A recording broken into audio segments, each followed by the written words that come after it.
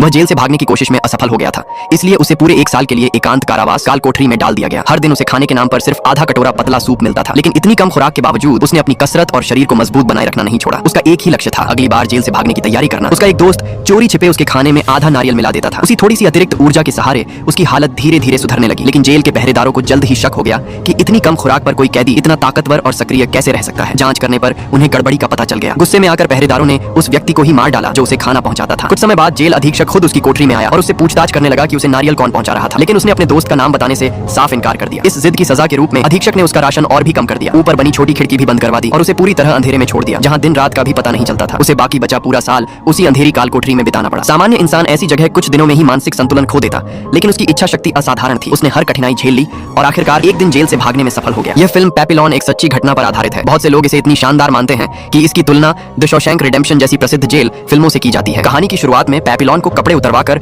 अन्य कैदियों के साथ जेल भेजा जा रहा होता है। उसके पीछे खड़ा एक कैदी उसे बताता है कि सामने जो आदमी है वह करोड़पति है और उसके पेट के अंदर जरूर काफी पैसा छिपा हुआ होगा। जिस दिन से पैपिलॉन को सजा सुनाई गई थी, उसी दिन से उसके मन में सिर्फ एक ही जुनून था, जेल से भागना। और भागने के लिए पैसे सबसे जरूरी चीज थे। जब कैदियों को जहाज पर चढ़ाया गया, तब पैपिलॉन ने उस अमीर कैदी डेगा पर नजर रखनी शुरू कर दी। उसने जानबूझकर अपने सोने की जगह के पास एक खाली स्थान छोड़ दिया और फिर डेगा के पास पहुंचा, जो फर्श पर सिकुड़कर बैठने को मजबूर था। पैपिलॉन ने उसे कहा कि वह उसकी सुरक्षा कर सकता है और इस खूंखार कैदियों के बीच उसे जिंदा रख सकता है। बदले में उसे कुछ पैसे देने होंगे, लेकिन डेगा को उस पर भरोसा नहीं हुआ। उसका मानना था कि पैसे देकर पहरेदारों को खरीदना किसी कैदी पर भरोसा करने से ज्यादा सुरक्षित है। लेकिन उसी रात उसकी सोच बदल गई। आधी रात को एक भयानक चीख सुनाई दी। डेगा की आंख खुल गई और उसने देखा कि उसके पास सो रहा एक कैदी दूसरे विशालकाय कैदी द्वारा बेरहमी से मार डाला गया था। उस हमलावर ने उसका पेट फाड़ दिया था और चारों तरफ खून फैल गया था। इसके बाद जो हुआ वह और भी डरावना था। हत्यारे ने खून और मांस के बीच हाथ डालकर मृत कैदी की आंतों में छिपाए गए पैसे निकाल लिए। उसने कुछ पैसे अपने पास रखे और बाकी पहरेदारों को दे दिए। पहरेदारों ने पैसे लेने के बाद ही सीटी बजाकर घटना की सूचना दी। बाकी पहरेदारों ने भी लाश को ऐसे उठाकर फेंक दिया जैसे कुछ हुआ ही ना हो। यह देखकर डेगा समझ गया कि यहाँ पहरेदारों से किसी तरह की सुरक्षा की उम्मीद करना बेकार है। अगला शिकार वह खुद भी हो सकता था। डर के मारे वह उसी रात पैपिलॉन के पास पहुंचा और दोनों के बीच समझौता हो गया। अब पैपिलॉन उसकी सुरक्षा करेगा और बदले में डेगा उसे पैसे देगा। जैसा कि पैपिलॉन ने अनुमान लगाया था, लालच अभी खत्म नहीं हुआ था। रात को जब सभी सो रहे थे, एक खतरनाक कैदी चुपके से डेगा के बिस्तर की ओर बढ़ा, लेकिन पैपिलॉन पहले से तैयार था। उसने पीछे से बिजली की गति से हमला किया और अपनी बेहतरीन लड़ाकू क्षमता के दम पर उस हमलावर को मार डाला। इस घटना के बाद दोनों की साझेदारी और मजबूत हो गई। कुछ दिनों बाद जहाज समुद्र पार करके फ्रेंच गयाना की उस कुख्यात जेल कॉलोनी में पहुंच गया, जिसे दुनिया के सबसे भयावह दंड स्थलों में गिना जाता था। जब कैदियों को जहाज से उतारा जा रहा था, तभी पैपिलॉन के एक साथी कैदी ने अचानक ऊंचाई से छलांग लगा दी और जानबूझकर अपनी टांग तोड़ ली। वह दर्द से चिल्ला रहा था, लेकिन जब उसे स्ट्रेचर पर ले जाया जा रहा था, तब उसके चेहरे पर एक अजीब संतोष दिखाई दे रहा था। असल में वहां मौजूद हर कैदी जानता था कि इस जेल में पहुंचना लगभग मौत के मुंह में जाने जैसा है। ऐतिहासिक रिकॉर्ड के अनुसार लगभग 80,000 कैदियों को इस दंड कॉलोनी में भेजा गया था। उनमें से बहुत से लोग निर्दोष भी थे, लेकिन जो लोग जिंदा वापस लौट पाए उनकी संख्या 10% से भी कम थी। ये जगह बेहद गर्म, बीमारियों से भरी और अमानवीय परिस्थितियों वाली थी। यहाँ के कैदी हिंसक और निर्दयी थे, लेकिन सबसे भयावह व्यक्ति था जेल का अधीक्षक, जिसे लोग शैतान जैसा इंसान मानते थे। वह केवल कैदियों को मारने में आनंद नहीं लेता था, बल्कि उनकी आत्मा और मानसिक शक्ति को तोड़ने के लिए कुख्यात था। उसने भागने की कोशिश करने वालों के लिए कठोर नियम बनाए थे। पहली बार भागने पर 2 साल का एकांत कारावास, दूसरी बार भागने पर 5 साल का एकांत कारावास और तीसरी बार पकड़े जाने पर सीधे डेविल्स आइलैंड भेज दिया जाता था, जहां जीवन भर कैद रहना पड़ता था। केवल हत्या करने वालों को तुरंत मौत की सजा दी जाती थी। इस जेल में इंसानों की गरिमा पूरी तरह छीन ली गई थी। सैकड़ों कैदी जानवरों की तरह एक विशाल सामूहिक सोने की जगह में ठूंस दिए जाते थे। हर कैदी के पैरों में भारी लोहे की जंजीरें बंधी रहती थीं। जब वे सिर उठाकर ऊपर देखते तो छत पर हजारों खून चूसने वाले चमगादड़ उल्टे लटके दिखाई देते थे। यहाँ तक कि शौच जैसी बुनियादी जरूरत भी पहरेदारों की निगरानी में पूरी करनी पड़ती थी। हर दिन कैदियों को खदानों में काम करने के लिए मजबूर किया जाता था। उन्हें विस्फोट करके तोड़े गए भारी पत्थरों को उठाकर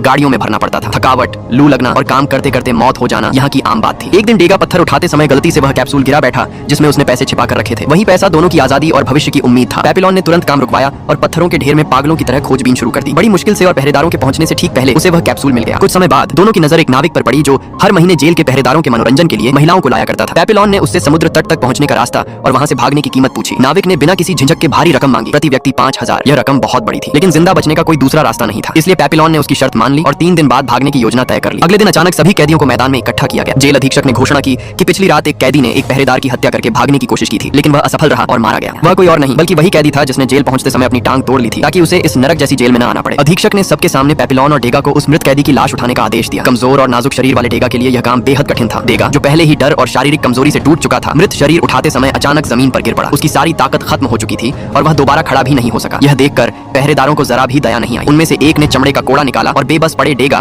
पर बेरहमी से बरसाने लगा। अपने साथी को मौत के करीब पहुंचता देख पैपिलॉन से यह सहन नहीं हुआ। उसने जमीन से एक बड़ा पत्थर उठाया और पूरी ताकत से पहरेदार के सिर पर दे मारा। पहरेदार बेहोश होकर गिर पड़ा। अब पैपिलॉन जानता था कि उसके पास भागने के अलावा कोई रास्ता नहीं बचा है। वह जान बचाने के लिए पूरी ताकत से दौड़ा और एक ऊंची चट्टान से समुद्र में छलांग लगा दी। किस्मत अच्छी थी कि वह पीछे से बरस रही गोलियों और पीछा कर रहे पहरेदारों से बच गया। रात गहराने तक वह छिपा रहा। अंधेरा होने के बाद वह नदी किनारे पहुंचा और उस नाविक को ढूंढ निकाला जिससे उसने पहले सौदा किया था। उसके पास इस समय पैसे नहीं थे, लेकिन उसने वादा किया कि जैसे ही वह सुरक्षित जगह पहुंच जाएगा पूरे 5000 चुका देगा। लेकिन नाविक पहले ही उसके झांसे को समझ चुका था। वह बाहर से शांत दिखाई दिया, मगर जैसे ही पेपिलोन ने पीठ घुमाई, पहले से घात लगाए बैठे उसके साथियों ने उसे दबोच लिया। अगले दिन पेपिलोन को वापस जेल लाया गया। सिर्फ एक राहत की बात थी कि जिस पहरेदार को उसने पत्थर मारा था वह मरा नहीं था, लेकिन फिर भी उसे सजा मिली। उसे सेंट जोसेफ द्वीप भेज दिया गया, जहां उसे 2 साल तक एकांत कारावास में रखा जाना था। यह जगह पहले से भी ज्यादा भयावह थी। यहाँ कोई डॉक्टर नहीं था। यदि कोई बीमार पड़कर मर जाता तो बस मर जाता, किसी को परवाह नहीं होती। कोठरी में उसकी हर हरकत पर नजर रखी जाती थी। उसे बात करने की अनुमति नहीं थी, यहाँ तक कि कोई आवाज निकालना भी मना था। रोज सिर्फ एक बार बेहद घटिया सब्जी का पतला सूप दिया जाता था, जो मुश्किल से पेट भरता था। ऊपर से पहरेदार समय समय पर उसे प्रताड़ित भी करते रहते थे। जिंदा रहने के लिए पेपिलोन वही गंदा सूप आखिरी बूंद तक पी जाता और जितना संभव हो उतना सोता रहता, ताकि शरीर कम ऊर्जा खर्च करे। फिर एक दिन उसके लिए उम्मीद की किरण आई। खाने के नए ड्रम में उसे आधा नारियल मिला, साथ में एक छोटा सा संदेश भी था। उससे उसे पता चला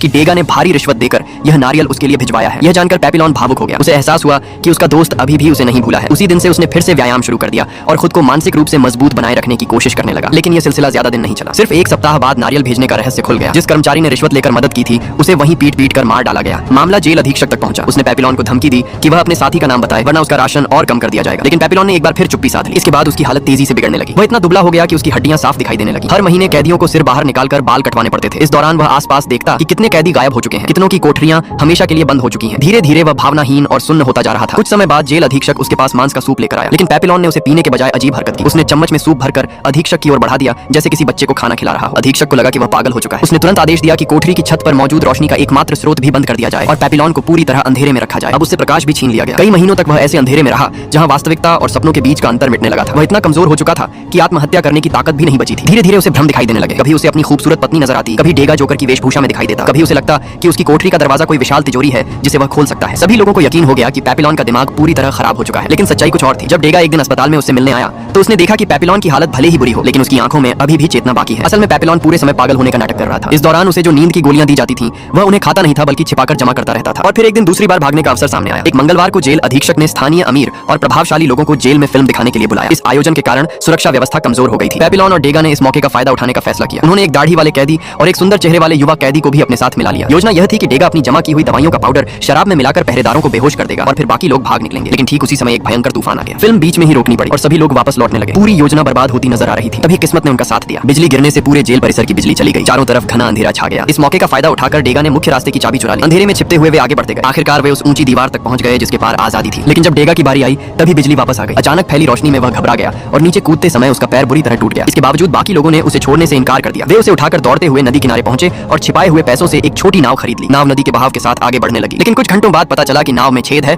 और उसमें पानी भर रहा है। दाढ़ी वाले कैदी ने सुझाव दिया कि डेगा को मारकर समुद्र में फेंक दिया जाए ताकि नाव का वजन कम हो सके। पेपिलोन ने तुरंत इसका विरोध किया। दोनों के बीच बहस शुरू हुई जो जल्द ही खूनी लड़ाई में बदल गई। संघर्ष के दौरान युवा कैदी समुद्र में जा गिरा। दूसरी ओर दाढ़ी वाले कैदी के पास चाकू था, इसलिए वह जल्दी ही पेपिलोन पर भारी पड़ने लगा। लग रहा था कि वह पेपिलोन का गला घोंटकर मार डालेगा। तभी डेगा ने जमीन पर पड़ा चाकू उठा लिया और अपने दोस्त को बचाने के लिए दाढ़ी वाले कैदी पर टूट पड़ा। गुस्से में उसने उसे बार-बार चाकू मारा, यहाँ तक कि उसका शरीर छलनी हो गया। कुछ देर बाद पता चला कि समुद्र में गिरा युवा कैदी भी बच गया है। आखिरकार मरने वाला सिर्फ वही दाढ़ी वाला कैदी था जिसने झगड़ा शुरू किया था। लेकिन उनकी मुसीबतें अभी खत्म नहीं हुई थी। थोड़ी ही देर बाद एक भयंकर तूफान ने उनकी नाव को निगल लिया। जब पेपिलोन को होश आया तो उसने खुद को एक सुनसान द्वीप पर पाया जो जेल से ज्यादा दूर नहीं था। उनकी जान एक नन ने बचाई थी। उसने पेपिलोन को साफ शब्दों में कहा कि यदि वह यहाँ रुका रहा तो निश्चित रूप से पकड़ा जाएगा। उसे तुरंत निकल जाना चाहिए। लेकिन टूटी टांग वाले डेगा ने अब भागते रहने से तंग आकर वहीं रहने का फैसला कर लिया। युवा कैदी भी उसके साथ रुक गया। मजबूर होकर पेपिलोन अकेला आगे बढ़ गया। लेकिन वह ज्यादा दूर नहीं पहुंच पाया था कि उसने देखा जेल के पहरेदारों की गाड़ियां उनकी ओर बढ़ रही हैं। वह तुरंत वापस दौड़ा ताकि डेगा को भी साथ लेकर भाग सके, मगर अब बहुत देर हो चुकी थी। पहरेदारों ने पहुंचते ही युवा कैदी को गोली मार दी और पेपिलोन तथा डेगा दोनों को पकड़ लिया। सबसे बड़ा झटका तब लगा जब उन्हें पता चला कि उनकी शिकायत उसी नन ने की थी जिसने उनकी जान बचाई थी। दूसरी बार भागने की सजा 5 साल का एकांत कारावास थी। अब पेपिलोन का शरीर पूरी तरह टूट चुका था। उसके बाल सफेद होने लगे थे और वह किसी बूढ़े बीमार आदमी जैसा दिखने लगा था। जेल अधीक्षक भी हैरान था कि इतनी यातनाएं सहने के बाद भी वह जिंदा कैसे है। जब उसकी आत्मा नहीं टूटी तो अधीक्षक ने तय किया कि अब उसके शरीर को ही खत्म कर दिया जाए। इसीलिए पेपिलोन को दुनिया की सबसे खौफनाक जेलों में से एक डेविल्स आइलैंड भेज दिया गया। चारों तरफ उफनता समुद्र था। खाने पीने का सामान केवल जहाजों के जरिए पहुंचता था। यह ऐसी जगह थी जहां से भाग निकलना लगभग असंभव माना जाता था। डेविल्स आइलैंड ऐसी जगह थी जहां ऊंची दीवारों और हथियारबंद पहरेदारों की भी ज्यादा जरूरत नहीं पड़ती थी। यहाँ की असली सुरक्षा प्रकृति खुद थी। चारों ओर उफनता हुआ समुद्र, भयंकर धाराएं और शार्क मछलियां किसी भी कैदी के लिए मौत का फरमान थी। जो भी भागने की कोशिश करता वह या तो समुद्र में डूब जाता या फिर शार्क का शिकार बन जाता। लेकिन पेपिलोन अब तक इतनी यातनाएं झेल चुका था कि उसके भीतर का हौसला टूटने के बजाय और मजबूत हो गया था। हर दिन वह घंटों समुद्र को निहारता रहता। वह लहरों की दिशा, ज्वार भाटा और समुद्री धाराओं का बारीकी से अध्ययन करता था। दूसरे कैदियों को लगता था कि वह बस खाली बैठा रहता है, लेकिन उसके दिमाग में एक नई योजना आकार ले रही थी। कई महीनों तक लगातार निरीक्षण करने के बाद उसने एक महत्वपूर्ण बात नोटिस की। उसने देखा कि समुद्र की कुछ विशेष लहरें और धाराएं किनारे की ओर लौटने के बजाय बाहर गहरे समुद्र की ओर बहती हैं। पेपिलोन ने अनुमान लगाया कि यदि सही समय पर समुद्र में छलांग लगाई जाए तो ये धाराएं इंसान को वापस किनारे पर नहीं फेंकेंगी बल्कि दूर खुले समुद्र की ओर ले जाएंगी, जहां से वह मुख्य समुद्री धारा तक पहुंच सकता है। उसने इस सिद्धांत को अपनी आखिरी उम्मीद बना लिया। पेपिलोन और डेगा ने मिलकर पुराने फटे हुए बोरों और नारियल के खोलों से एक अस्थायी बेड़ा तैयार किया। उनके पास कोई और साधन नहीं था, इसलिए जो भी सामग्री उपलब्ध थी उसी से उन्होंने अपनी जान बचाने का रास्ता बनाने की कोशिश कोशिश की। आखिर वह दिन आ गया जब उन्हें समुद्र में उतरना था, लेकिन अंतिम क्षणों में डेगा का मन बदल गया। वर्षों की कैद, टूटे हुए शरीर और लगातार असफलताओं ने उसकी इच्छा शक्ति को खत्म कर दिया था। उसे अब आजादी की उम्मीद से ज्यादा सुरक्षित कैद पसंद आने लगी थी। उसने फैसला किया कि वह अब और जोखिम नहीं उठाएगा। पेपिलोन ने अपने पुराने दोस्त को गले लगाया। दोनों ने साथ मिलकर अनगिनत कठिनाइयां झेली थी। उन्होंने एक दूसरे की जान बचाई थी, एक दूसरे के लिए यातनाएं सही थी, लेकिन अब उनकी राहें अलग होने वाली थी। भावुक विदाई के बाद पेपिलोन ने बिना पीछे देखे समुद्र में छलांग लगा दी। इसके बाद शुरू हुआ उसकी जिंदगी का सबसे खतरनाक सफर। लगातार 36 घंटों तक वह समुद्र की विशाल लहरों और धाराओं के भरोसे बहता रहा। कभी लगता कि वह डूब जाएगा, कभी शार्क का डर सताता, तो कभी थकान से उसका शरीर जवाब देने लगता। लेकिन किस्मत इस बार उसके साथ थी। 36 घंटे की भयानक समुद्री यात्रा के बाद वह जीवित बच गया और आखिरकार स्वतंत्रता हासिल करने में सफल हो गया। समय बीतता गया, साल दर साल गुजरते गए। करीब 28 वर्षों बाद वह आदमी जो कभी जेल की काल कोठरियों में जिंदा रहने के लिए संघर्ष कर रहा था और आजादी का सपना देखता था, अब एक स्वतंत्र इंसान की जिंदगी जी रहा था। उसने दक्षिण अमेरिका के देश वेनेजुएला में अपना नया घर बसा लिया था, लेकिन जेल के वे भयावह साल, अपने साथियों की यादें और आजादी के लिए लड़ी गई लड़ाई वह कभी नहीं भूल पाया। आखिरकार उसने फैसला किया कि उसकी कहानी दुनिया को पता चलनी चाहिए। वह वापस फ्रांस गया और अपने पूरे जीवन के अनुभवों को एक आत्मकथा के रूप में लिख डाला, क्योंकि जिस जेल में उसने अपनी जिंदगी के सबसे कठिन वर्ष बिताए थे वह फ्रांसीसी उपनिवेश के अधीन थी। वह चाहता था कि उन कैदियों के दर्द, संघर्ष और बलिदान को लोग याद रखें। उसकी लिखी हुई आत्मकथा बाद में बेहद प्रसिद्ध हुई और उसी पर आधारित फिल्म पपियॉन बनाई गई। इस कहानी को देखने और सुनने के बाद मन लंबे समय तक शांत नहीं हो पाता। यह सिर्फ जेल से भागने की कहानी नहीं है, यह इंसान की इच्छा शक्ति, स्वतंत्रता की लालसा